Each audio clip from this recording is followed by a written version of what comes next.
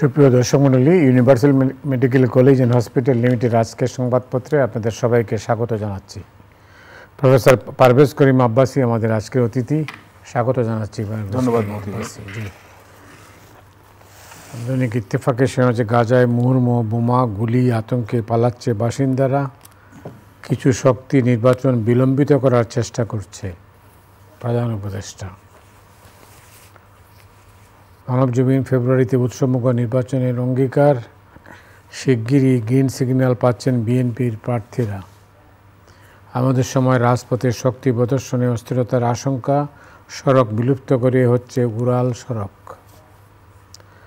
আমার দেশ এনসিপি ঘিরে রাজনীতিতে নতুন সমীকরণ, সংবিধান আদেশে জুলাইয়ের সনদ বাস্তবায়নের পরামর্শ। দেশ রূপান্তর সমঝোতার আশা ক্ষীণ, ডাকসু জাকসুর মতো ভোট চান না তারা। কালবেলা পাঠ্য বই ছাপার আগেই 700 টন কাগজ বাতিল, 22 বছর ধরে আয়কর দেয় না রেড ক্রিসেন্টের 2 প্রতিষ্ঠান। খবরের কাগজ, লোক দেখানো ফ্রিজ ক্রোক বন্ধ, শুধু ব্যক্তিগত অ্যাকাউন্ট। কারিগরি শিক্ষার্থীদের অবরোধ, ভোগান্তি। দিনকাল ফেব্রুয়ারিতে অবাধ শান্তিপূর্ণ নির্বাচন করার অঙ্গীকার প্রধান উপদেষ্টার। দুর্গোৎসব উদযাপনে সহযোগিতা করতে নেতাকর্মীদের তারেক রহমানের আহ্বান। সংগ্রাম জুলাই সনদ 4 পদ্ধতিতে বাস্তবায়নের পরামর্শ বিশেষজ্ঞদের। ফেব্রুয়ারি নির্বাচন অবাধ ও সুষ্ঠু করার অঙ্গীকার প্রধান উপদেষ্টার। ফেব্রুয়ারিতে নির্বাচন নিয়ে মোটামুটি জাতি প্রস্তুত এবং সেভাবেই যাচ্ছে, যদিও কিছুটা আশঙ্কা আছে। তবে প্রধান উপদেষ্টা নিজেই বললেন যে কিছু কিছু শক্তি নির্বাচন বিলম্বিত করার চেষ্টা করছে। এটাতে তিনি কি বুঝাতে চাইলেন? এটা বোধহয় সবচেয়ে ভালো উত্তর আমাদের অন্তর্বর্তীকালীন সরকারের প্রধান উপদেষ্টাই দিতে পারবেন। কিন্তু আমার যতটুকু আন্দাজ করতে পারছি, দুটো জিনিস মানে আমাদের কাছে মনে হচ্ছে। এক, ডক্টর ইউনূস ওনার যতটুকু ক্রেডিবিলিটি আছে, বিশ্বাসযোগ্যতা আছে, এইটা একটা জিনিসের উপরে উনি পুঁজি করেছেন যে যত যাই হোক, যত বাধা বিপত্তি হোক, 2026 সালে ফেব্রুয়ারিতে উনি নির্বাচন করবেন। এখন কিন্তু ওনার মেসেজটা কিন্তু এখন কনসিস্টেন্ট হয়ে গেছে। বিদেশি প্রতিনিধিদের সাথেই বলুন বা দেশি এখানে হচ্ছে যে এখানে স্টেক হোল্ডারদের সাথে দেখা করছেন, উনি কিন্তু ফেব্রুয়ারি নির্বাচনও বলছেন। কিন্তু তার সাথে সাথে আবার বলছেন হচ্ছে যে নির্বাচনটা ফেব্রুয়ারিতে হওয়ার সময় অনেক এখানে হচ্ছে যে ভেস্টেড ইন্টারেস্ট, স্বার্থান্বেষী মহল ওটাকে বিঘ্নিত করতে পারে তাদের রাজনৈতিক ফায়দার জন্য বা তাদের ব্যক্তিগত স্বার্থের জন্য। এখন আপনি যদি দেখেন যে নির্বাচন কি হবে না হবে, এটার একটা রূপরেখা কিন্তু এখন আস্তে আস্তে স্পষ্ট হয়ে যাওয়া উচিত। তো আপনি যদি একটা ইন্ডিকেটর হিসেবে নেন, তাহলে ডাকসু এবং হচ্ছে যে জাকসু যে নির্বাচনটা হয়েছে, ওটা একটা ইন্ডিকেটর হতে পারে। ফলাফল শিবির সমর্থিত বা এখানে শিবির সমর্থিত এখানে হচ্ছে যে ছাত্র সংগঠন, তাদের পক্ষে বেশিরভাগ প্রার্থীরা জয়ী হয়েছে। কিন্তু এই নির্বাচনের ফলাফল নিয়ে একটা ভালো জিনিস হচ্ছে, কেউ কিন্তু বড় রকমের কারচুপির ব্যাপারে একটু অভিযোগ তুলে নেয়। বিএনপি অন্তত বা বিএনপি সমর্থিত বা ছাত্র দলের যে এখানে সমর্থিত যে ছাত্র সংগঠনগুলো, ওরা কিন্তু এটার ব্যাপারে বড় একটা কিন্তু আপত্তি উঠায় নেয়। তার মানে মোটামুটি নির্বাচনটা গ্রহণযোগ্য হয়েছে, আমরা আপাতত ধরে নিই। কারণ আমাদের কাছে তো অন্য কোনো তথ্য নেই। কিন্তু এই ডাকসু আর জাকসু নির্বাচন থেকে আমরা কিন্তু অনেকটা কিন্তু পুরো দেশে কি নির্বাচন হবে এটার উপরও কিন্তু বড় বেশি কিন্তু আমরা একটা আইডিয়া করতে পারছি না। কেন? আবারও বলছি যে যেটা বারবার বলছি যে আইন শৃঙ্খলার পরিস্থিতির এখনও সন্তোষজনক একটা অবস্থায় দাঁড়ায় নাই। আপনার এখন যদি নির্বাচন ফেব্রুয়ারিতে হয় এবং যদি এই সরকারের যদি মেয়াদ আর মাত্র ধরে রাখেন, তাহলে হচ্ছে আর 4 থেকে 5 মাস। তো যদি এরকম একটা সময় থাকে, তাহলে এখনও কিন্তু দাবি দেওয়ার নিয়ে এখানে আপনাদের রাজধানীর এখানে সড়কগুলোতে এখানে জ্যাম করে এখানে আমাদের ঢাকাবাসীদের যেখানে ভোগান্তি হচ্ছে, এটা কিন্তু আমরা দেখতে পাচ্ছি। এবং এই সরকারের এখন কি বলবো যে এখানে এই তুচ্ছ কারণে হোক বা হচ্ছে গুরুত্বপূর্ণ কারণেই হোক, রাস্তায় যখন অবরোধ করাটা যখন একটা কি বলবো নেশা পেশা হয়ে গেছে, তখন হচ্ছে যে এটা এখানে সরকারের এখন আমরা ধরে রাখতে পারি বা বুঝতে পারছি যে সরকারের খুব বেশি কিন্তু এখানে হচ্ছে নিজেদের এখানে ল অ্যান্ড অর্ডার সিচুয়েশনটাকে ইমপ্রুভ করার ওদের আমি এফোর্ট দেখতে পাচ্ছি না। এটা এবং যতক্ষণ যদি ল অ্যান্ড অর্ডার অবস্থা পরিস্থিতি যদি রিজলভ না হয় ততক্ষণ আমরা কিভাবে ইলেকশনে নির্বাচনটা হবে, মানে নির্বাচন হবে আমি জানছি, কিন্তু নির্বাচনে কি এখানে সহিংসতা হবে নাকি না, সহিংসতার মাত্রা কমানো যায় নাকি না, এবং এটা কি এখানে ফ্রি অ্যান্ড ফেয়ার করা যায় নাকি না, তো এইগুলো নিয়ে প্রশ্ন থাকে। এবং সাথে সাথে হচ্ছে যে আওয়ামী লীগের তো উপর, আওয়ামী লীগের কার্যবিধির উপর তো একটা এক্সিকিউটিভ অর্ডার লেগে গেছে, ব্যান হয়ে গেছে, জাতীয় পার্টির এখানে ঝুলে আছে, এখনও জাতীয় পার্টির উপর কোনো ডিসিশন হয় নাই। তো অলরেডি দুটো দল হচ্ছে যে এখান থেকে ইলেকশন থেকে আমরা আপাতত মাইনাস দেখছি। এবং আপনি যদি মনে করুন যে ডক্টর ইউনূসের যে এই সেপ্টেম্বর 22 তারিখে যেখানে রওনা দিবেন বোধহয়, এখানে যে ওখানে ইউএনজিএ যে ইউনাইটেড নেশনসের 80তম সেশন যেটা আছে জেনারেল অ্যাসেম্বলি, ওখানে স্পিচ দিবেন উনি। তো ওনার সাথে কিন্তু উনি প্রতিনিধি যাদেরকে নিয়েছেন এটাও কিন্তু ইন্ডিকেটিভ। আমার মনে হয় যে নির্বাচনে যদি খুব বেশি বড় চেঞ্জ না হয় এই চারটি দলকে নিয়ে আমরা দেখব ফোরফ্রন্টে। কেন উনি বিএনপির মহাসচিবকে নিয়েছেন, জামাতে উচ্চস্তরীয় ইকুইভ্যালেন্ট পজিশনে নায়েবে আমির বোধহয় এখানে ওনাকে বল, তাকে নিয়েছেন, তারপর এনসিপির এখানে নেতাকে নিয়েছেন। তো মোটামুটি তো এই 3-4টা দলই তো এখন আপাতত হচ্ছে যে আওয়ামী লীগ আপাতত ব্যান্ড বা আওয়ামী লীগ সাসপেন্ডেড অপারেশনস, জাতীয় পার্টি একটা আনসার্টেন ফিউচার আছে। তাহলে এই 3-4টা দলকে যখন একসাথে যাচ্ছে তাহলে উনি হয়তো বা আন্তর্জাতিক দরবারে বা আন্তর্জাতিক মিডিয়ার সামনে উনি কিন্তু একটা ইউনাইটেড ফ্রন্ট প্রেজেন্ট করতে চাচ্ছেন। এটাই হচ্ছে মেসেজটা আসছে দুনিয়াকে দেখানো। এখন হতে পারে যে এটা গুডউইলও হতে পারে, বা উনি মনে করছেন যে এই 3টি বা 4টি দলকে সাথে উনি এনগেজ না করলে একজনও যদি বেঁকে বসে তাহলে কিন্তু হচ্ছে নির্বাচনটা হওয়াটা কঠিন হয়ে যাবে। এবং তার অবভিয়াসলি এর সাথে আবার নির্বাচন, সুষ্ঠু নির্বাচন করার জন্য আর্ম ফোর্সেসের সাথে সশস্ত্র বাহিনীর এখানে সহযোগিতা এবং আন্তরিকতা অত্যন্ত দরকারি। তো এখন এই ইকুয়েশনগুলো আছে। এবং আমাদের এখানে বাংলাদেশের ব্যাপারে যারা ইন্টারেস্টেড, পররাষ্ট্র এখানে বা পরাশক্তিগুলো, তাদের ওখানে ইকুয়েশনটা কি এটাও দেখতে হবে। কিন্তু ইউরোপিয়ান ইউনিয়নের ডেলিগেশনের সাথে, IMF-এর ডেলিগেশনের সাথে ডক্টর ইউনূস বরংবর একটাই বলছেন যে উনি হচ্ছে ফেব্রুয়ারিতে নির্বাচন দিবেন। কিন্তু এখন সমস্যা হচ্ছে যে এখন আমরা দেখছি হচ্ছে যে জুলাই সনদের নিয়ে বাস্তবায়ন করার ব্যাপারে আপনার এনসিপি এবং জামাতে ইসলামীর চাপ, এবং আবার হচ্ছে আনুপাতিক হার বা প্রপোর্শনাল সিস্টেমে এখানে ভোটদান হোক একটা চেম্বারে বা দুটো চেম্বারে, এটা নিয়ে হচ্ছে বিএনপি ভার্সেস আমি দেখছি হচ্ছে যে জামাত, ইসলামী আন্দোলন এবং হচ্ছে আপনার এনসিপি একটা দিকে হয়ে গেছে। তো এখন এইসব জিনিসগুলো এখনও রিজলভ হয় নাই। তো কিছুটা আশা দেখতে পাচ্ছি, কিছুটা নিরাশা দেখতে পাচ্ছি। তো আমাদেরকে অপেক্ষা করতে হবে যে সামনের মাস বা সামনে 1-2 মাসই বলে দেবে কোন দিকে যাচ্ছে। বাট আমরা আশা করতে পারি যে নির্বাচনটা সুষ্ঠুভাবে ফেব্রুয়ারির মধ্যে হলে দেশের জন্য মঙ্গলজনক। কিন্তু আমরা কি দেখতে পাচ্ছি, অভ্যুত্থানের যারা শরিক ছিলেন তাদের একাংশ এখন রাজপথে, রাজপথেও যাচ্ছেন, আবার আলোচনার টেবিলেও আছেন, আবার জাতিসংঘেও যাচ্ছেন। আসলে মাজাজাটা কি? মজাটা হচ্ছে যে এখানে হচ্ছে উইক গভর্নেন্স, দুর্বল শাসন। ইন্টারিম গভর্নমেন্ট এখন হচ্ছে যে এটা এখনও কেয়ারটেকার মোডে যেতে পারে নাই। কেন এই কেয়ারটেকার মোডে মানে হচ্ছে কিন্তু আপনার নির্বাচনে হচ্ছে একমাত্র প্রায়োরিটি। সুতরাং এখন এবং এই সরকারের এখন যে দুর্বলতা, এটা কিন্তু বাকি স্টেক হোল্ডাররা এখন সেন্স করে ফেলেছে। এটা আপনি এনসিপিও বলেন, যেটা সরকারের এক পক্ষে আমরা বি টিম বলতাম, তারাও কিন্তু এখন হচ্ছে যে সরকারের সাথে অনেক ব্যাপারে হচ্ছে আপাতত সাংঘর্ষিক একটা পজিশন নিয়ে নিয়েছে। এবং জামায়াতে ইসলামীও এখানে হচ্ছে পিআর সিস্টেমের উপরে ভোট দেওয়া বা চাপ দেওয়াটা, এটাও আমরা দেখছি হচ্ছে যে এখনও কনসেনসাস কমিশনে বা এখানে ঐকমত্যের ব্যাপারে ওখানে হচ্ছে মিটিং হচ্ছে, কিন্তু মেজর ডিফারেন্সেস হচ্ছে।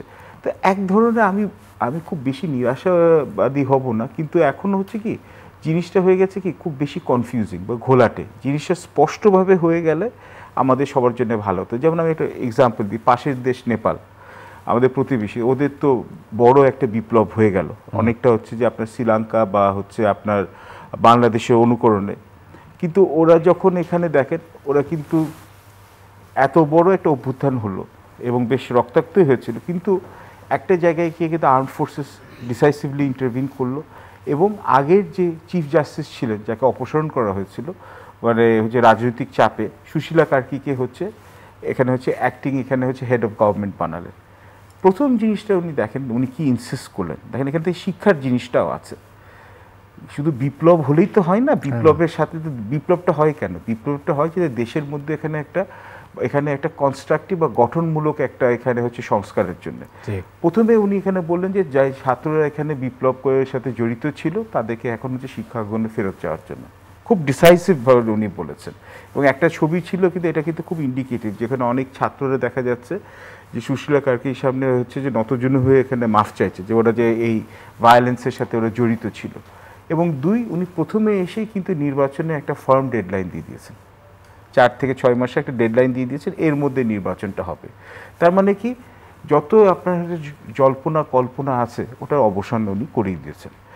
কিন্তু নেপালে যদি এটা করতে পারলো, তাহলে আমরা কেন করতে পারলাম না? এই জন্য তো অনেকে বলছেন যে আমাদের এখানে বিপ্লবটা যদি পরে হতো, হয়তো তাহলে নেপাল থেকে আমরা শিখতে পারতাম। নিশ্চয়ই, আমারও তো তাই মনে হচ্ছে। কেননা এবং ওখানে কিন্তু আবার 3টি দল যারা এখন আউটস্টেড হয়েছে, যে আপনার এখানে নেপালি মাওয়িস্ট, তারপর ইউনাইটেড মার্কসিস্ট এবং হচ্ছে নেপালি কংগ্রেস, ওরা বলছে যে ওরাও আবার একসাথে দাবি তুলেছে হচ্ছে পার্লামেন্টকে আবার রিইনস্টেট করতে হবে। তো ওখান থেকে দেখুন, এক একটা বিপ্লব এক এক রকম হয়, কিন্তু বিপ্লবের যে ভালো জিনিসগুলো ওগুলো শেখা উচিত। আমাদের সমস্যা হচ্ছে যে প্রথমে আমি বলবো অন্তর্বর্তীকালীন সরকারের প্রথমে যখন ডক্টর ইউনূস আসলেন, তখন পুরো ক্ষমতার বা পুরো হচ্ছে যে অগস্ট বিপ্লবের যেখানে বেশিরভাগ উনি ক্রেডিট দিয়ে দিলেন ছাত্রদেরকে। এটা খারাপ কিছু না, কিন্তু যখন উনি বলেন ছাত্ররাই আমাকে নিয়োগ করেছে, ইফ আই রিমেম্বার নিয়োগকর্তা, তাহলে তো দেশের বাকি জনগণদের তাহলে আর কি, তাহলে সরকারের বা ডক্টর ইউনূসের উপরে কি তাদের কি কোনো অধিকার নেই? উনি কিন্তু স্পেশাল হয়তো বা শব্দ চয়নের ব্যাপার উনি ভালো জানবেন। কিন্তু এবং তারপর দেখলাম যে আমরা আস্তে আস্তে এনসিপির এখানে হচ্ছে উত্থান, এবং এরপরে ইভেনচুয়ালি দেখলাম যে এনসিপি আস্তে আস্তে জনপ্রিয়তা হারিয়ে ফেলছে। এটাই তো আমরা এখানে দেখলাম, কারণ এনসিপি সমর্থিত যে এখানে ছাত্র সংগঠনগুলো ওই রকমভাবে তো ভোট পায় নাই। তো এবং তার সাথে সাথে আরেকটা জিনিস আমরা যেখানে দেখছি হচ্ছে যে নির্বাচন নিয়ে এখানে হচ্ছে বড্ড বেশি বিলম্বিত হয়ে গেছে। কেন আপনি নির্বাচন করবেন, সংস্কার আগে নির্বাচন পরে, না নির্বাচন আগে সংস্কার পরে, এটা নিয়ে এখানে হচ্ছে একটা দ্বৈরথ্য হলো। এবং আমি বেশ কয়েকবার বলেছি যে অন্তর্বর্তীকালীন সরকার এতগুলো সংস্কারের উপর হাত দিয়েছে, এতগুলো সংস্কার কমিশন করেছে, কিন্তু এটার কিন্তু কোনো ট্যাঞ্জিবল কিন্তু বেনিফিট আমরা এখনো পাই নাই। আপনি যতগুলো রিপোর্ট দেখেন, হোয়াইট পেপারে এখানে যে শ্বেতপত্র এই যে আমাদের হোয়াইট পেপার বার করা হলো এখানে কমিশন থেকে দুর্নীতির ব্যাপারে, এবং ওটার সাথে কিন্তু আরও অনেক রিকমেন্ডেশন ছিল, একটাও ইমপ্লিমেন্টেড হয় নাই। এবং বাকি যতগুলো এখানে কমিশন হয়েছে, ওই কমিশনের থেকে যে এত ফাইন্ডিং বার করা হয়েছে বা পলিসি সাজেশনস করা হয়েছে, মিডিয়ার উপরে ছিল, এগুলো কোনোটা তো একটা ইমপ্লিমেন্টেড হয় নাই। ভালো খারাপ প্রত্যেকটা সরকারের থাকে, কিন্তু এখন আমার মনে হচ্ছে যে যত তাড়াতাড়ি সরকার নির্বাচন দিতে পারে, মোটামুটি স্বচ্ছ নির্বাচন দিতে পারে, মোটামুটি হচ্ছে ফেয়ার নির্বাচন দিতে পারে, ততটাই হচ্ছে সরকারের জন্য মঙ্গল এবং হচ্ছে দেশের জন্য মঙ্গল। কেননা ব্যবসার স্থবিরতা এখনও কাটে নাই, ব্যবসায়ী মহলের মধ্যে এক ধরনের আতঙ্ক এখনও আছে, এবং ভূ রাজনৈতিক এখানে যে বাংলাদেশ তো ভূ রাজনৈতিক অঙ্গনেও কিন্তু হচ্ছে যথেষ্ট চাপে আছে, যুক্তরাষ্ট্রের চাপ, আবার আরেকদিকে চীনের চাপ, এবং হচ্ছে ভারতের সাথে আমাদের বৈরিতার সম্পর্ক, বা হচ্ছে আমাদের পাশের দেশ মিয়ানমার বা বার্মার সাথেও এখন এক ধরনের অস্বস্তি আছে রোহিঙ্গা শরণার্থীদের ব্যাপারে। তো এখন এতগুলো সমস্যা কিন্তু এখানে হচ্ছে কোনোটাই কিন্তু সমাধান হচ্ছে না, এবং নির্বাচন হলেই যে সব কিছু সমস্যার সমাধান হয়ে যাবে তা না। কিন্তু অন্তর্বর্তীকালীন সরকারের উপর তো আমরা প্রত্যাশা বেশি করতেও পারি না, কেন ওরা একটা বলেছে হচ্ছে যে ওরা একটা লিমিটেড পিরিয়ড অফ টাইমে যায়। তো সব কিছু মিলিয়ে আমি দেখছি হচ্ছে যে যতটা ক্ল্যারিটি হওয়া উচিত ছিল, যতটা স্বচ্ছতা হওয়া উচিত ছিল, সেটা অন্তর্বর্তীকালীন সরকার থেকে এখনও পাওয়া যায় নাই। ঢাকা ও ওয়াশিংটন জি সামরিক মহড়া নিয়ে ভারতের উদ্বেগ কেন? এখন এটা আমি দেখেছি বিগত 1 থেকে 1.5 বছর ধরে ভারতীয় মিডিয়ার মধ্যে একটা প্রচেষ্টা বা অপচেষ্টাই বলতে পারেন, প্রচেষ্টা বলা তো ভালো জিনিস, অপচেষ্টা যে হচ্ছে যে অগস্টের যে আমাদের এখানে ছাত্র জনতার বিপ্লব হলো আগের বছরে, ওটাকে ওরা একভাবে নানান সুরে ইনিয়ে বিনিয়ে বলতে চেয়েছে যে এটা হচ্ছে যে এই যুক্তরাষ্ট্র তথা পশ্চিমা এখানে হচ্ছে ক্ষমতা রাষ্ট্রে এখানে হচ্ছে সমর্থন এটা হয়েছে, 1 এবং 2 ওরা বলছে হচ্ছে যে ওরা যেটা এনডিটিভি বা হচ্ছে যে ওদের যে টাইমস নাও, বেশ ভালো ভালো ওদের যে এখানে বড় মিডিয়াগুলো, ওরা কিন্তু একের পর এক নিউজ স্টোরি করেছে যেখানে যুক্তরাষ্ট্র বোধহয় এখানে হচ্ছে সামরিক একটা ঘাঁটি হতে পারে বা যুক্তরাষ্ট্রে একটা সামরিক প্রেজেন্স হতে পারে। এটা কিন্তু ওদের একটা ন্যারেটিভ অনেক দিন ধরেই আছে। কিন্তু যুক্তরাষ্ট্রের এখানে, এবং আমরা জানি যে এখানে মানে এই দক্ষিণ এশিয়ার মধ্যে ভারতের হচ্ছে যে এখানে যে ওদের মানে একচেটিয়া যে ওদের একটা আমি বলবো হচ্ছে হেজিমনি ছিল, এটা ওরা খর্ব করতে চায় না। এবং যুক্তরাষ্ট্রের প্রেজেন্সের ব্যাপারেও তারা হচ্ছে যথেষ্ট কনসার্ন আগে থেকেও ছিল। এখন যেহেতু যুক্তরাষ্ট্র এবং হচ্ছে ভারতের মধ্যে এই ট্যারিফ নিয়ে এখন হচ্ছে যে একটা সম্পর্কে এখানে টানপোড়েন আছে, এই সময়েই যে হচ্ছে যে এটা 7 দিনের এখানে একটা সামরিক মহড়া হচ্ছে, এবং এটাকে বলা হচ্ছে এখানে হচ্ছে অপারেশন প্যাসিফিক এঞ্জেল এবং 25-3।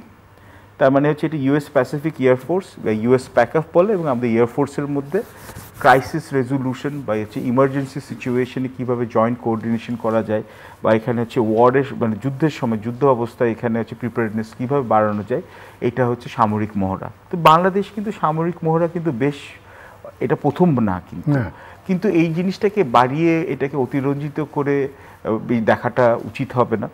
এবং বাংলাদেশের তো এটাও তো ঠিক যে আমাদের সশস্ত্র বাহিনী এখানে সামরিক সক্ষমতা বাড়ানোর জন্যে আমাদের বিভিন্ন দেশের সাথে আমাদেরকে এখানে এক্সারসাইজ ইনভলভ হতে হবে, কেন এখানে হচ্ছে ট্রান্সফার অফ টেকনোলজি আছে, ট্রান্সফার অফ নো হাউ আছে।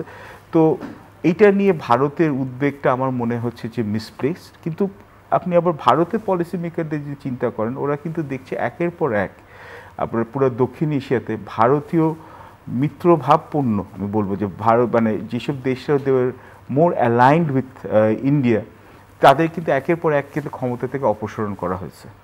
আপনি শ্রীলঙ্কার রাজাপাকসেকে বলেন, চীন এবং ভারতের সাথে সমানভাবে উনি বন্ধুত্ব রাখতো, বা ভারতের যে ভারতের পরে যদি আপনি দেখেন বাংলাদেশে শেখ হাসিনার সরকারের সাথে ভারতের যে নিবিড় সম্পর্ক, এটা তো আওয়ামী লীগের এখানে সাবেক মন্ত্রীরাই বলতেন, এবং এখনও আওয়ামী লীগের বেশিরভাগ মানে শীর্ষস্থানীয় নেতৃবৃন্দ এবং তাদের কাছের লোকরা ভারতে আছে বলে শোনা যায়, এবং নেপালেও একই অবস্থা হয়েছে। তো ভারতের এখানে মনে হয়তো বা ওদের সামরিক কর্মকর্তাদের বা যাদের যে স্ট্র্যাটেজিক প্ল্যানেতে একটা ভয় হচ্ছে যে ভারত চারিদিকে হচ্ছে এনসার্কেলড হয়ে যাচ্ছে, যে ভারতের চারিদিকে হচ্ছে যুক্তরাষ্ট্রের সাথে অ্যালাইন্ড হওয়ার দেশগুলো হচ্ছে চারিদিকে হতে ওখানে ওরা ক্ষমতায় আসছে বা ক্ষমতায় থাকবে। তো ভারতের জন্য এটার জন্য অস্বস্তি বাড়ছে, এবং সাথে সাথে চীন যার হচ্ছে যথেষ্ট এখানে হচ্ছে অবকাঠামোগত বিনিয়োগ আছে, তারাও কিন্তু ওরা হচ্ছে চিন্তিত হচ্ছে যে ভবিষ্যতে কি হবে। তো ভারত এবং চীন দুটো দেশের মধ্যে একদিকে একটা আন্ডারস্ট্যান্ডিং আছে, এটা হয়তো বা টেম্পোরারি, এখন ওদের স্বার্থরা একসাথে মিলে গেছে, যে এই দক্ষিণ এশিয়াতে হয়তো বা যুক্তরাষ্ট্রের যে এখানে ফুটপ্রিন্ট বা যুক্তরাষ্ট্রের প্রভাব বাড়ছে, এতে ওদের এরা হচ্ছে শঙ্কিত আছে, এটা ক্লোজলি অবজার্ভ করছে। সো এখন এটার জন্য আমরা এখন চীন এবং ভারতের মধ্যে কি ক্লোজার কোলাবোরেশন দেখবো না কিনা, এটা সময়ের ব্যাপার। কিন্তু এটাও ঠিক যে ভারত এখন চাইছে হচ্ছে যে যুক্তরাষ্ট্রের উপর যে যতটুকু সে নির্ভরশীল ছিল তার নির্ভরশীলতা কমিয়ে তারা হচ্ছে অন্যান্য দেশের সাথে আরও এনগেজ করবে। এবং চীনের সাথে ভারতে অলরেডি $125 বিলিয়ন ব্যবসা বিনিয়োগ আছে, যদিও বা ওরা যুদ্ধ করেছে, ভারতে একটা অংশ হচ্ছে চীনের কাছে আছে। কিন্তু এখন নরেন্দ্র মোদী নিজেও তার যেহেতু এখন হচ্ছে তার ইমেজের এখানে উপর যথেষ্ট চাপ পড়েছে, সে চাইছে হচ্ছে অল্টারনেটিভ ক্রিয়েট করার জন্য এবং একটা স্ট্রং লিডার হিসাবে ইমার্জ করার জন্য ইলেকটোরেটের সামনে। সে হয়তো বা চাইছে হচ্ছে যে যুক্তরাষ্ট্রকে ডিফাই করবে কতটুকু। কিন্তু ভারতের অর্থনীতিও চাপ পড়েছে, এখানে এখন আপনার রুপি হচ্ছে যে সর্বকালের এখানে হচ্ছে যে ডলারের বিপরীতে মানটা পড়ে গেছে, এবং এখানে হচ্ছে যে ব্যবসা এবং বিনিয়োগে এখানে ভারতীয় ব্যবসায়ীরা অত্যন্ত চিন্তিত, যে ওরা চাইছে যে যুক্তরাষ্ট্রের সাথে সম্পর্কটা ভালো করতে হবে। তো এখন হচ্ছে কি, যেটা আমি বলবো যে খোদ বাংলাদেশে বলেন বা দক্ষিণ এশিয়াতে বলেন, সব জায়গায় কিন্তু এটা স্টেট অফ ফ্লাক্স আছে। ফ্লাক্স মানে কি আনসার্টেনটি বা অনিশ্চয়তা অনেক বেশি। তো এই অনিশ্চয়তার মধ্যে মানে এখন খুব বড় করে লং টার্ম প্রজেকশন করাটা খুব ডিফিকাল্ট। মিয়ানমারে কি হতে যাচ্ছে? মিয়ানমারেও এখন আমরা দেখছি হচ্ছে যে ওখানে একটা ফ্রোজেন কনফ্লিক্ট হয়ে গেছে। ফ্রোজেন কনফ্লিক্ট হয়ে গেছে কেন, টাটমাডাও ওরা হচ্ছে যে চীনের উপর তো ডিপেন্ডেন্ট, আবার হচ্ছে আরাকান আর্মি যেটা আছে সেটাও আবার চীনের সাথে সম্পর্ক ভালো। তো ওদের এখানে যে বিভিন্ন যে এথনিক আর্মড অর্গানাইজেশনস আছে, কারেন আর্মি, কাচিন আর্মি, এরা হচ্ছে সবাই কিন্তু হচ্ছে ওরা যুদ্ধ অবস্থায় এখানে টাটমারার এগেনস্টে যথেষ্ট ওরা হচ্ছে অ্যাডভান্টেজ পেয়েছে। কিন্তু এখন এক ধরনের একটা হচ্ছে যে একটা কনফ্লিক্টের সাসপেনশন আছে। রাখাইন স্টেটের প্রায় 70% মতো হচ্ছে যে আরাকান আর্মির উপরে আছে, দখলে আছে। এখন বাকিটুকু যে এখানে আছে ওরা দখল করবে, ওটা হচ্ছে প্রবাবলি ডিসেম্বর বা জানুয়ারিতে আমরা দেখবো হচ্ছে মিয়ানমারে আবার হয়তো বা সামরিক অপারেশন শুরু হতে পারে। এখন এর মধ্যে আমরা তো জানি যে বার্মা অ্যাক্ট দিয়ে যুক্তরাষ্ট্রের যথেষ্ট এখানে হচ্ছে আগ্রহ আছে যে মিয়ানমারের মধ্যে ওদের প্রেজেন্সটা বাড়ানো। এবং যেটা নতুন এখন একটা কনসার্ন হয়ে গেছে দুটো জিনিস, একটা হচ্ছে রেয়ার আর্থ মেটালস যেটা হচ্ছে আপনার মাইক্রোচিপ, সেমিকন্ডাক্টর সব জায়গায় আছে। মিয়ানমারের প্রচুর এখানে রেয়ার আর্থ মেটালসের রিজার্ভ আছে, যেটার জন্য যুক্তরাষ্ট্র আগ্রহ আছে। এবং 2 নম্বর হচ্ছে যে এই 2027 সালে এটা বহুবার বলেছি, যেখানে তাইওয়ানের সাথে যদি এখানে চীনের এখানে হস্তক্ষেপ করতে চায়, তাহলে চীনের হচ্ছে মালাক্কা স্ট্রেটের এই ডিপেন্ডেন্সিটা কমানোর জন্য ওরা চীনের যেসব জায়গায় ডিপ সি পোর্ট আছে যুক্তরাষ্ট্র সেসব জায়গায় প্রেজেন্সটা বাড়াতে যাচ্ছে। তো ডিসেম্বর জানুয়ারির দিকে আমার আশঙ্কা হচ্ছে যে মিয়ানমারে হয়তোবা অবস্থাটা অস্থিতিশীল হতে পারে, এবং এটার জন্য বাংলাদেশে আমাদের প্রিপেয়ার্ড হয়ে যাওয়া উচিত, যাতে এটা আমাদের উপরে যাতে স্পিল ওভার না হয়ে আসে। অনেক ধন্যবাদ আপনাকে। দর্শক মণ্ডলী, আজ এ পর্যন্তই। আপনার সবাই ভালো থাকুন। শুভরাত্রি।